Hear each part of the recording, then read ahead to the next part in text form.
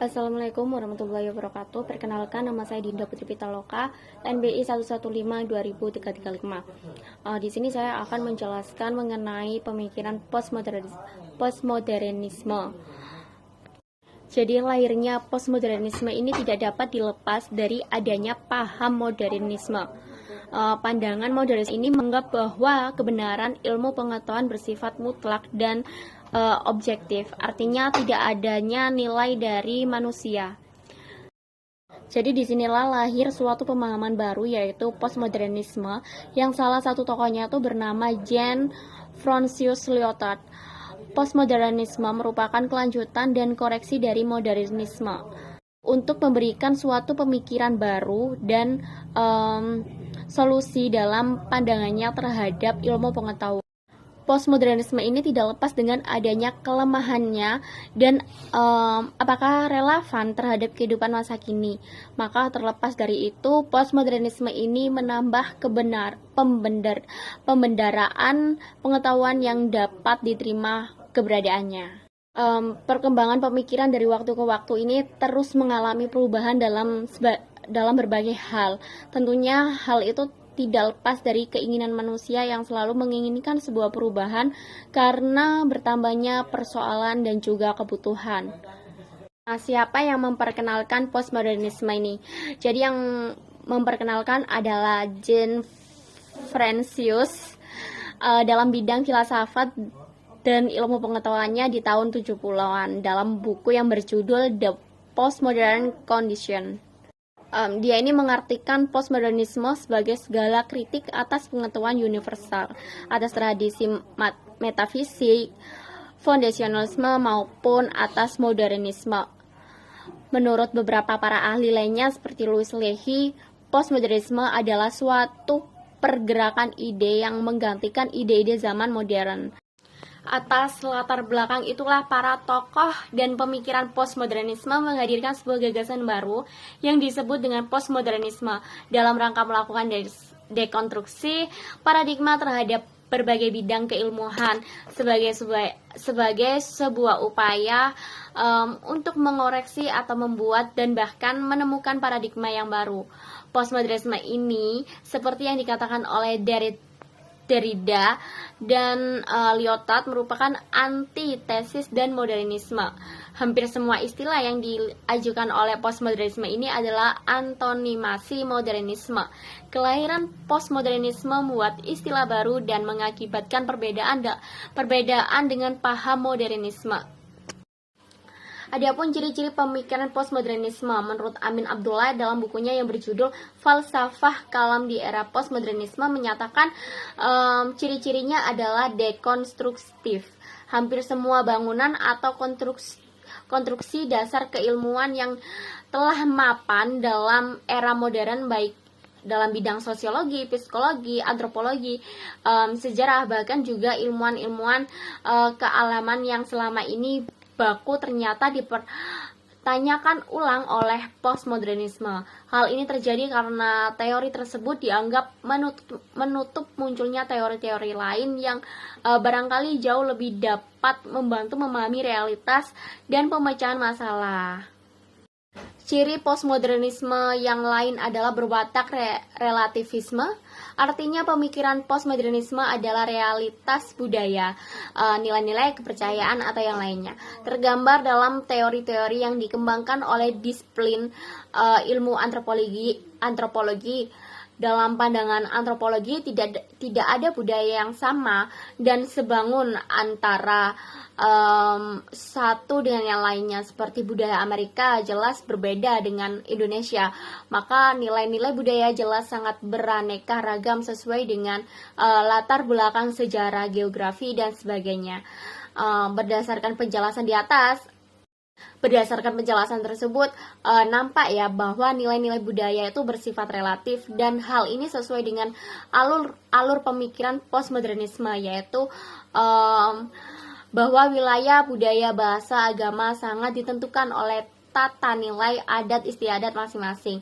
Dari sinilah nampak jelas bahwa para pemikir postmodernisme menganggap bahwa segala sesuatu itu relatif dan tidak boleh absolut, karena harus mempertimbangkan ya situasi dan kondisi yang ada. Menurut Immanuel, postmodernisme adalah keseluruhan usaha yang bermaksud merevisi kembali paradigma modern. Sedangkan menurut Ghazali dan Effendi, postmodernisme mengoreksi modernisme yang tidak terkendali yang telah muncul sebelumnya. Maka dapat disimpulkan bahwa postmodernisme ini merupakan suatu ide baru yang menolak ataupun yang termasuk dari pengembangan suatu ide yang telah ada tentang teori pemikiran masa sebelumnya, yaitu pemahaman modernisme, yang mencoba untuk memberikan kritikan-kritikan terhadap modernisme yang dianggap telah gagal dan bertanggung jawab terhadap kehancuran martabat manusia, yang merupakan pergeseran ilmu pengetahuan dari ide-ide modern menuju pada suatu ide yang baru yang dibawa oleh postmodernisme itu sendiri. Lahirnya postmodernisme ini munculnya postmodernisme tidak dapat dilepaskan dari modernisme itu sendiri. Kata modernisme mengandung makna serba maju, gemerlap, dan progresif. Modernisme selalu menjanjikan pada kita bahwa membawa pada perubahan ke dunia yang lebih mapan, di mana semua kebutuhan akan dapat terpenuhi. Rasionalitas akan membantu kita menghadapi mitos-mitos dan keyakinan-keyakinan tradisional yang tidak berdasar yang membuat manusia tidak berdaya dalam menghadapi dunia ini. Namun demikian, modernisme memiliki sisi gelap yang menyebabkan kehidupan manusia kehilangan diorientasi. Apa yang dikatakan oleh Max Ardono dan Horvath bahwa pencerahan tersebut melahirkan sebuah penindasan dan dominasi di samping juga melahirkan kemajuan. Gejala postmodernisme ini yang merambah ke berbagai bidang kehidupan tersebut, yang di dalamnya termasuk ilmu pengetahuan, merupakan suatu reaksi terhadap gerakan modernisme yang dinilainya mengalami kegagalan.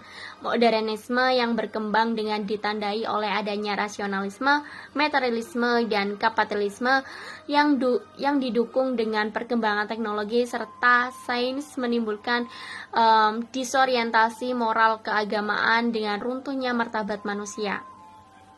Atas latar belakang itulah para tokoh dan pemikiran postmodernisme menghadirkan sebuah gagasan baru yang disebut dengan postmodernisme dalam rangka melakukan dekonstruksi paradigma terhadap berbagai bidang keilmuan sebagai upaya untuk mengoreksi atau membuat dan bahkan menemukan paradigma yang baru.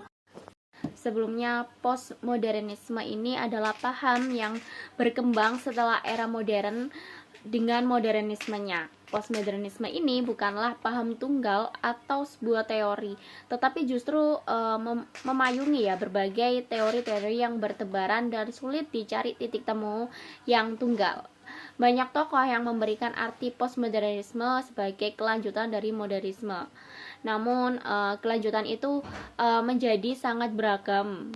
Jadi postmodernisme adalah koreksi beberapa aspek dari modernisme. Selain itu, postmodernisme ini adalah bentuk modernisme yang sudah sadar diri dan menjadi bijak. Jadi postmodernisme ini mencoba mengingatkan ya kita untuk tidak terjerumus pada kesalahan yang fatal dengan menawarkan pemahaman perkembangan kapitalisme dalam kerangka genealogi, pengakuan bahwa proses sejarah tidak pernah melalui jalur tunggal tetapi mempunyai banyak sentral. Postmodernisme ini mengajak kaum kapitalisme untuk tidak hanya memikirkan hal-hal yang berkaitan dengan peningkatan produktivitas dan keuntungan saja, tetapi juga melihat pada hal-hal yang berada pada alur valvular material yang selama ini dianggap sebagai penyakit dan objek pelecehan saja. Postmodernisme ini sebagai suatu gerakan budaya sesungguhnya merupakan sebuah otokritik ya dalam filsafat yang barat, yang mengajak kita untuk melakukan perombakan filosofis secara total untuk tidak lagi melibatkan hubungan antara paradigma maupun antara wacana sebagai suatu dialektika seperti. Baik, sekian dari penjelasan saya untuk mengenai postmodernisme. Semoga apa yang saya jelaskan atau apa yang saya